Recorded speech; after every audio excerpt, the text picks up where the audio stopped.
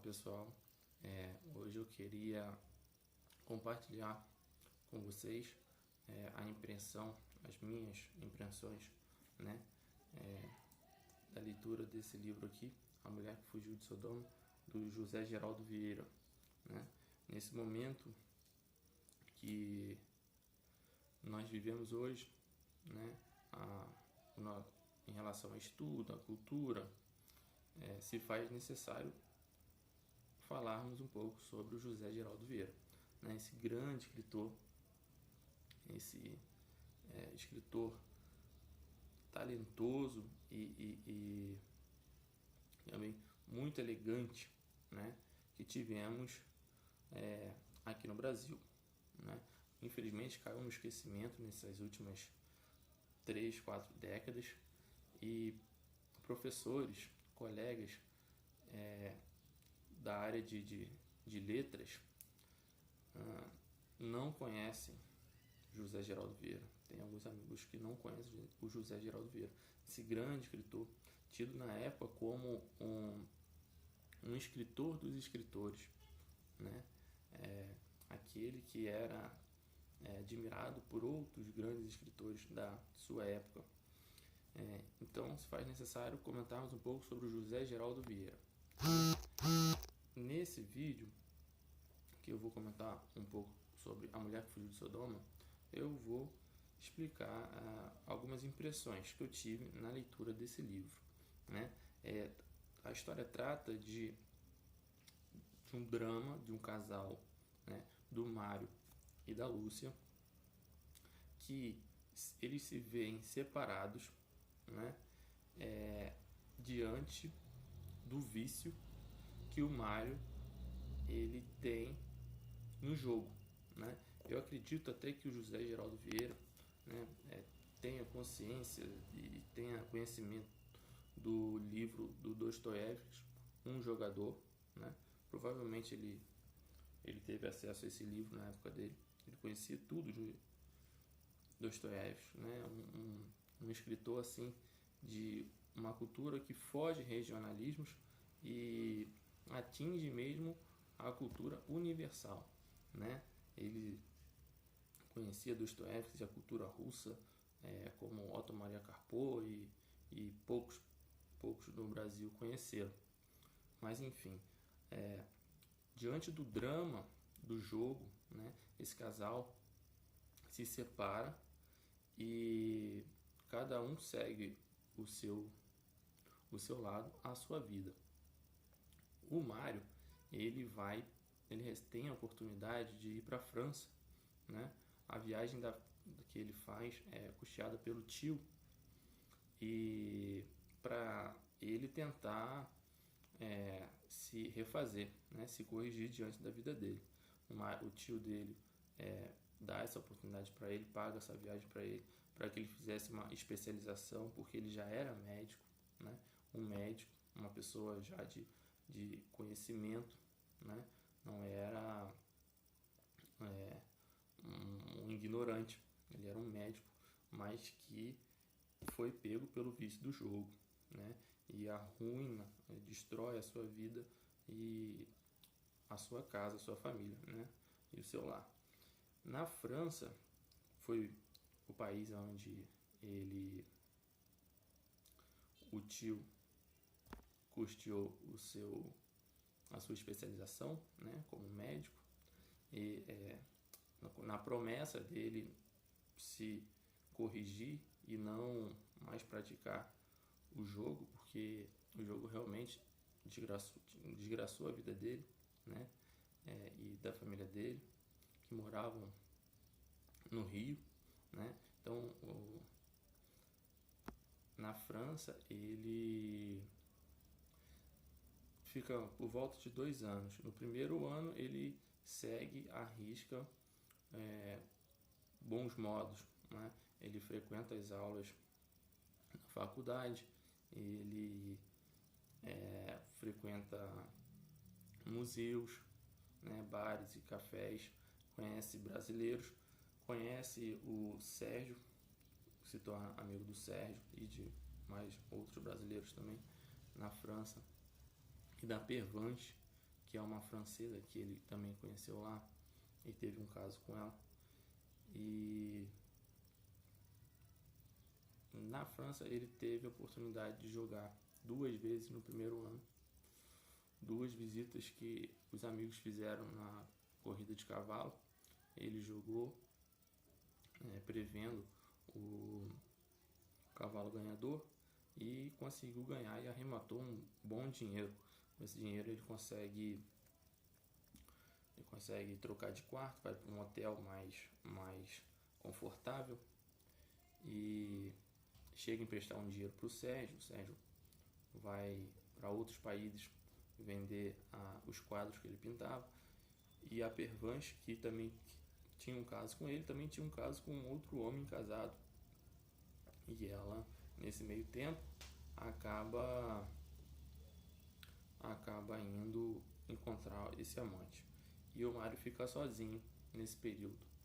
E nesse período que ele fica sozinho, ele recebe a visita inesperada de um amigo do Rio de Janeiro que trabalhava com ele no consultório, o Tancredo, e a esposa Margarida. Numa oportunidade, a Margarida conversa com ele e na conversa ela não dá esperanças de que a Lúcia, tivesse o perdoado ou tivesse preocupada com ele.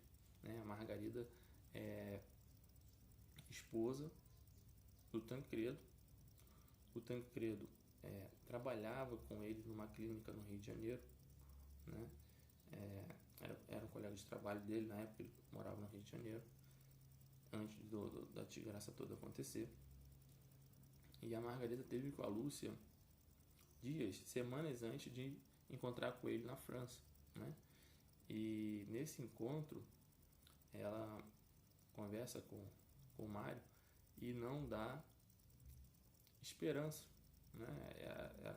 Ela fala que a Lúcia, pela maneira como a Lúcia conversou com ela a última vez, não se mostra preocupada ou arrependida, do que aconteceu com eles. O que acontece depois dessa conversa com a Margarida é que ele tem uma nova recaída e daí é a desgraça total. Ele sozinho, os amigos do Sérgio foi vender os seus quadros, a Pervanche com o amante, e nesse meio tempo ele se entrega ao jogo. Tem uma nova recaída e é a desgraça total, porque ele perde tudo. O dinheiro que ele ganhou na aposta, ele perde tudo em pouco tempo, em questão de 2, 3 dias ele estava morando na rua, assim, sem dinheiro nenhum. Depois que venceu o tempo de aluguel do hotel, do apartamento, ele vai para uma pousada, um quarto mais barato, e logo em seguida não tem mais dinheiro e vai para a rua. O tio que mandava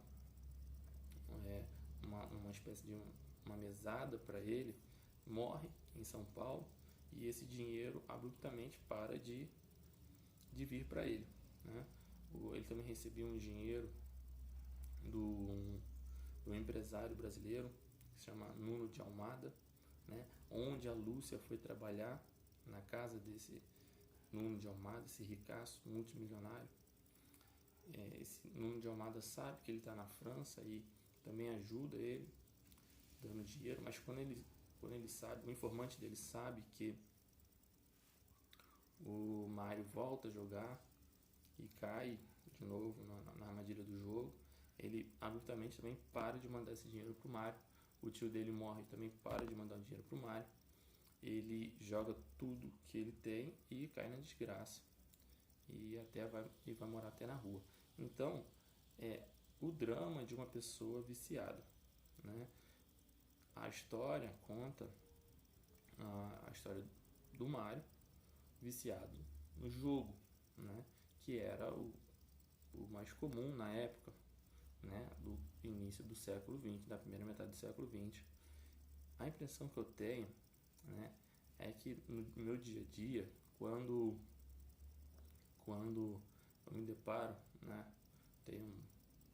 com mesma situação de uma pessoa, né, que também cai no vício, né, ou no vício das drogas, ou no vício do álcool. Por analogia, eu comparo com o que o Mário viveu, né, com todo o sofrimento, com todo o drama do Mário. Então, ele criava mentira atrás de mentira para conseguir dinheiro emprestado, inventava uma história aqui, uma história ali, e acabava conseguindo dinheiro e se afundava ainda mais no jogo, porque ele não pegava esse dinheiro para fazer uma refeição ou para pagar mais um mês de aluguel do quarto onde ele vivia, né? Ele pegava aquilo dali e já ia direto para roleta ou para corrida de cavalo e jogava tudo ali fora, perdia. E o drama, a tristeza com que ele voltava para casa é muito bem descrito no livro, é muito bem narrado, né?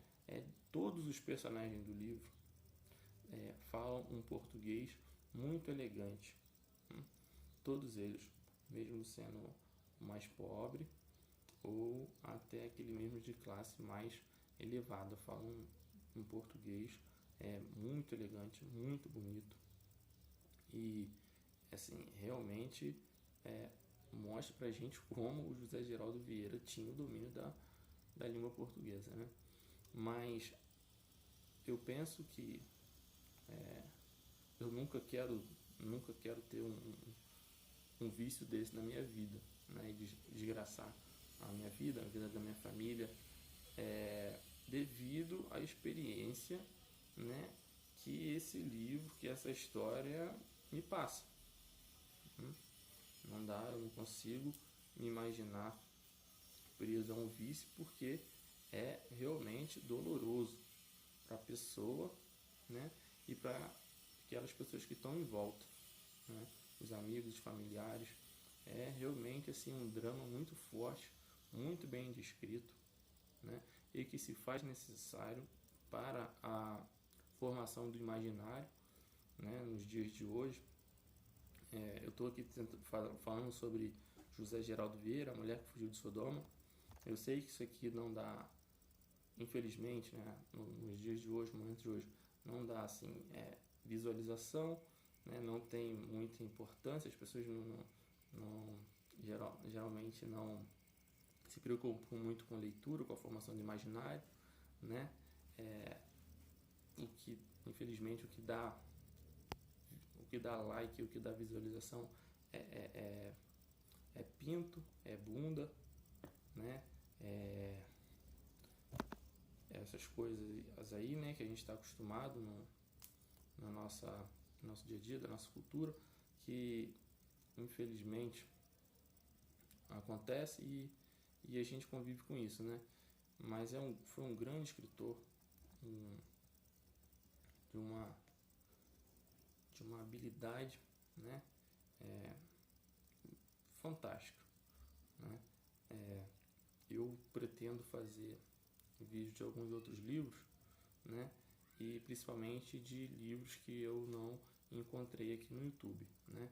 Às vezes esse aqui, um jogador, tem já vários vídeos sobre esse livro, né? Mas sobre o José Geraldo Vieira e especialmente esse aqui, A Mulher que Fugiu de Sodoma, não encontrei nenhum, né? Só algumas coisas do Francisco Escorsim, né? Mas muito pouco. Então eu espero ter acrescentado mais alguma coisa aí, né? Na história da literatura do nosso país, o José Geraldo Vieira, né? Ele com certeza foi um dos maiores. Falou, pessoal.